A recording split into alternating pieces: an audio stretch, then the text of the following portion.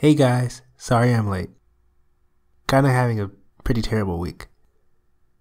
Anyway, the Season 7 trailer finally emerged this week, and I want to talk about it.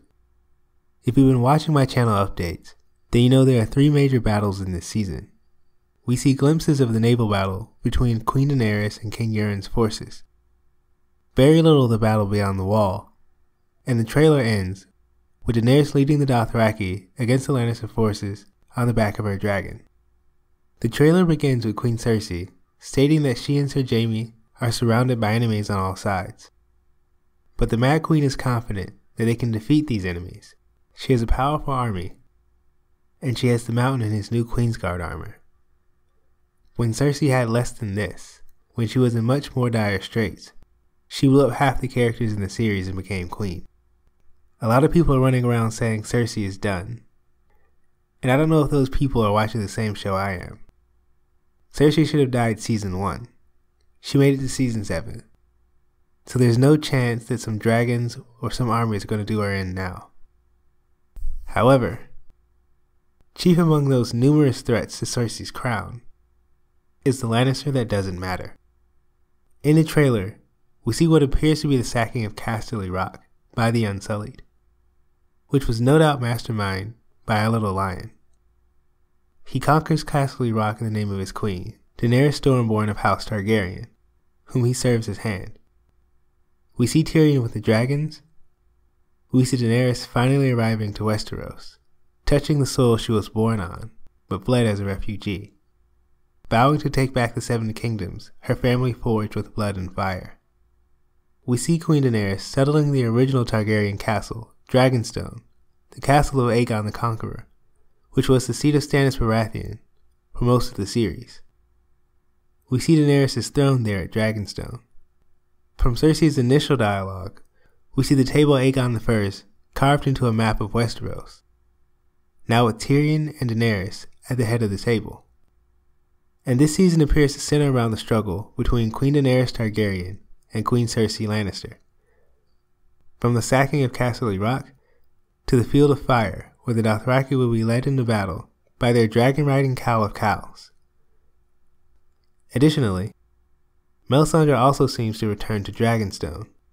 In Season 6, we saw Tyrion bring Red Priest into the fold to unite Meereen and other cities in Essos behind the Lord of Light's champion, and that creates an avenue for Melisandre to possibly join the Dragon Queen, and possibly later help forge an alliance with the man she helped resurrect.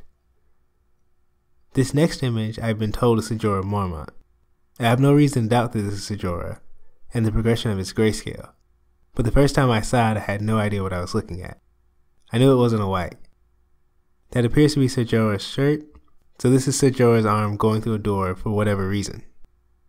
Moving on, we see Grey Worm and Missandei trying to make it work, trying to take the intimacy to another level. We also see Ellaria Sand and Yara Greyjoy having some fun. I've seen a lot of mixed reactions to this. It makes sense given what we've seen in the series so far. Obviously this wouldn't happen in the books because Theon's sister is not interested in women. But in the show, they're both Daenerys' allies. When Cersei mentions enemies to the south, we see a spear being sharpened the same way Oberyn's was as a reference to Dorne. When she references enemies to the west, we see what I'm guessing is the Silence, King Euron Greyjoy's ship. Euron cuts the tongue out of every man who mans his ship, so they can't talk about the things this man has seen and done. I think the Yara and Ellaria scene happens just before the Silence take Daenerys' naval forces by surprise. I think this will be a pretty rough defeat for Daenerys.